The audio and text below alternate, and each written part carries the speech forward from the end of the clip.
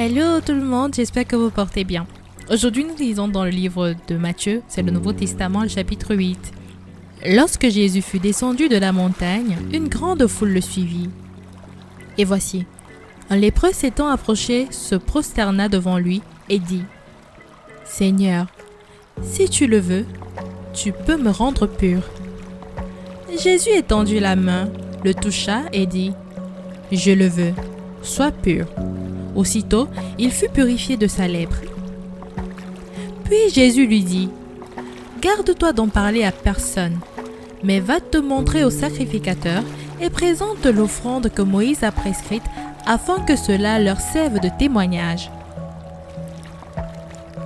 Comme Jésus entrait dans le Capernaum, un centenier l'aborda, le priant et disant : « Seigneur, mon serviteur est couché à la maison, atteint de la paralysie et souffrant beaucoup. » Jésus lui dit : « J'irai et je le guérirai. » Le centenier répondit : « Seigneur, je ne suis pas digne que tu entres sous mon toit, mais dis seulement un mot et mon serviteur sera guéri. Car moi qui suis soumis à des supérieurs, j'ai des soldats sous mes ordres, et je dis à l'un : va, et il va, à l'autre viens, et il y vient, et à mon serviteur, fais cela, et il le fait. » Après l'avoir entendu, Jésus fut dans l'étonnement, et il dit à ceux qui le suivaient : « Je vous le dis en vérité, même en Israël, je n'ai pas trouvé une aussi grande foi. Or, je vous déclare que plusieurs viendront de l'Orient et de l'Occident et seront à table avec Abraham, Isaac et Jacob dans le royaume des cieux. Mais les fils du royaume seront jetés dans les ténèbres du dehors, où il y aura des pleurs et des grincements de dents. » Puis Jésus dit au centenier : « Va, qu'il te soit fait selon ta foi. » Et à l'heure même le serviteur fut guéri. Jésus se rendit ensuite à la maison de Pierre, dont il vit la belle-mère couchée et ayant la fièvre. Il toucha sa main, et la fièvre la quitta, puis elle se leva et lui servit. Le soir, on amena auprès de Jésus plusieurs démoniaques. Il chassa les esprits par sa parole, et il guérit tous les malades, afin que s'accomplisse ce qui avait été annoncé par Ésaïe le prophète. Il a pris nos infirmités et il s'est chargé de nos maladies. Jésus, voyant une grande foule autour de lui, donna l'ordre de passer à l'autre bord. Un scribe s'approcha et lui dit : « Maître, je te suivrai partout où tu iras. »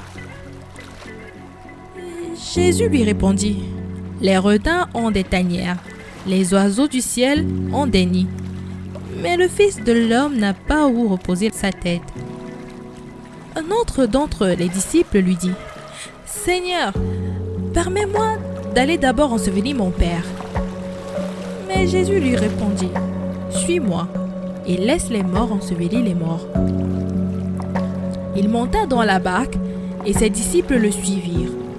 Et voici, il se leva sur la mer une si grande tempête que la barque était couverte par les flots, et lui, il dormait. Les disciples s'étant approchés, le réveillèrent et dirent : « Seigneur, sauve-nous, nous périssons. » Il leur dit : « Pourquoi avez-vous peur, gens de peu de foi ? » Alors il se leva, menaça les vents et la mer, et il y eut un grand calme. Ces hommes furent saisis d'étonnement. « Quel est celui-ci ? » disaient-ils. « À qui obéissent même les vents et les mers ?» Lorsqu'il fut à l'autre bord, dans le pays des Gadaréniens, 2 démoniaques sortant des sépulcres vinrent au-devant de lui. Il était si furieux que personne n'osait passer par là. Et voici, ils s'écrièrent : « Qu'y a-t-il entre nous et toi, Fils de Dieu ? Es-tu venu ici pour nous tourmenter avant le temps ? » Il y avait loin d'eux un grand troupeau de pourceaux qui passaient.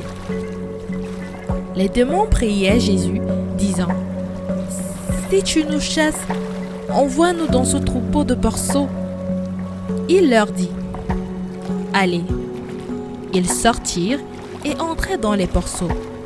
Et voici, tout le troupeau se précipita des pentes escarpées dans la mer et ils périrent dans les eaux.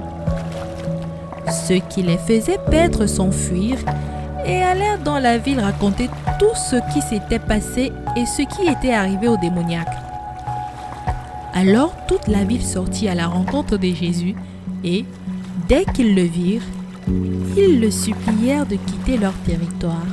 Surtout, n'oublie pas de t'abonner, cliquez sur la cloche de notification pour recevoir nos prochaines vidéos.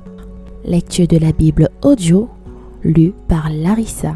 Dis-moi en commentaire le passage que tu préfères et que nous puissions la méditer ensemble. Que Dieu te bénisse.